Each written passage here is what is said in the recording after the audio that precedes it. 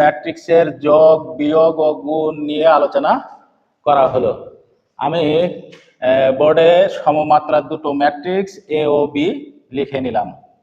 এখন এ plus B সমান যোগ করব। কিভাবে যোগ করব? প্রথমে এর মান বসালাম, পরে যোগ দিলাম, তারপরে বির মান বসিয়ে নিলাম। এখন আমরা যোগের কাজটা করব বীজগাণিতিক নিয়মে। বীজগাণিতে যেভাবে যোগ বিয়োগ করা হয় ঠিক সেভাবে আমরা কাজটা করব। তাহলে প্রথম ম্যাট্রিক্সের সারির প্রথম ভুক্তি, দ্বিতীয় ম্যাট্রিক্সের সারির প্রথম ভুক্তি যোগ করলাম।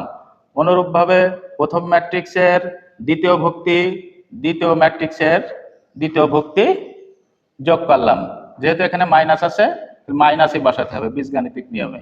ঠিক অনুরূপভাবে 4 বিয়োগ 3, 6 যোগ 5। এবার আমরা যোগ করব 3 আর 2 5, 5 থেকে 1 বিয়োগ করলে 4, 4 থেকে 1 3 বিয়োগ করলে 1, 6 আর 5 যোগ করলে 11। এভাবে আমরা যোগের কাজ করলে আমরা অ্যান্সার পেয়ে গেলাম। আমরা বিয়োগ কিভাবে করব? তাহলে আমরা লিখলাম এম মাইনাস বি। তাহলে এর মান আমরা লিখে নিলাম, বিয়োগ বির মান আমরা লিখে নিলাম। এখানে আমাদের খেয়াল রাখতে হবে যে যেহেতু বিয়োগ, এই বিয়োগ চিহ্ন দ্বারা দ্বিতীয় ম্যাট্রিক্সের প্রত্যেকটা ভুক্তির চিহ্ন পরিবর্তন করে নর্মালি বীজগাণিতিকভাবে আমরা যোগ বিয়োগ আকারে লিখবো। যেখানে যে প্রক্রিয়া চিহ্ন আসবে সেই প্রক্রিয়া চিহ্ন অনুযায়ী আমরা লিখে দেব। লিখে দিলে আমাদের বিয়োগের কাজটা হয়ে যাবে। তাহলে আমরা আসি 3 বিয়োগ 2, 5 বিয়োগ 1, চিহ্ন পরিবর্তন হলে প্লাস হয়ে গেল। অনুরূপভাবে 4 বিয়োগ 3, চিহ্ন পরিবর্তন করলে প্লাস হয়ে গেল। 6 বিয়োগ 5, চিহ্ন পরিবর্তন করলে বিয়োগ হয়ে গেল। এখন আমরা এটা যোগ বিয়োগ করে দেব। 3 থেকে 2 বিয়োগ করলে 1, 5 আর 1 যোগ করলে 6, 4 আর 3 যোগ করলে 7, 6 থেকে 1 বিয়োগ করলে 1। এই হয়ে গেল অ্যান্সার। তাহলে আমরা বিয়োগ শিখে ফেললাম। এখন আমরা গুণ শিখব। তাহলে এ গুণ বি, এর মান পাতালাম, বির মানও পাতালাম।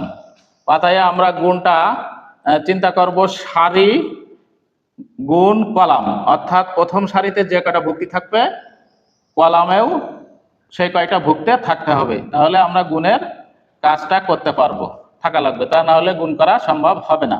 তাহলে গুণের সিস্টেমটা হলো আমরা বাংলায় যেভাবে গুণ করি ঠিক সেভাবেই আমরা গুণটা করব। তোমরা আমার হাতটা একটু খেয়াল করো কিভাবে আমি লিখি।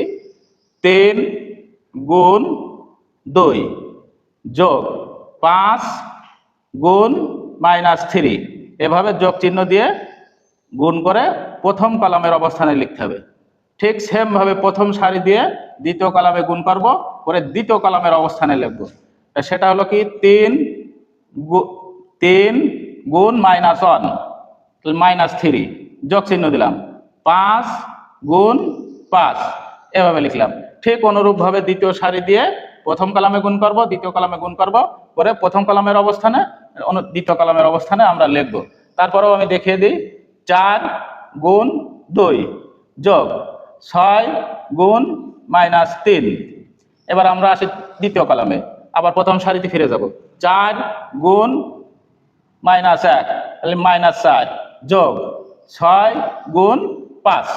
এই আমাদের গুণের কাজ হয়ে গেল। এখন নর্মালি আমরা এখানে 3 দুনো 6, প্লাসে মাইনাসে -15 লিখলাম, -3 লিখলাম, 5 5 25 লিখলাম। তারপরে 4 দুনো 8, প্লাসে মাইনাসে -3 6 18, তারপরে -4 লিখলাম, 5 6 30 লিখলাম। তাহলে আমরা এখানে যোগের কাজ করলে 15 থেকে 6 বাদ দিলে 9, 25 থেকে 3 বাদ দিলে 22, 18 থেকে 8 বাদ দিলে -10। চিহ্ন বীজগাণিতিক নিয়মে চিহ্ন যার বড় সেই অনুযায়ী আমাদের লিখতে হবে। 30 থেকে 4 বাদ দেবো, তাহলে চিহ্ন আছে প্লাস চিহ্ন বড়, তাহলে 4 বাদ দিলে 26।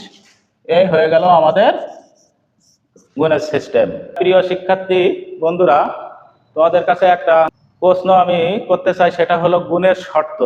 গুণের শর্তটা কি তোমরা কমেন্টে জানিয়ে দিও। যারা লিখতে পারবে তারা গুণের শর্তটা লিখে দিবা।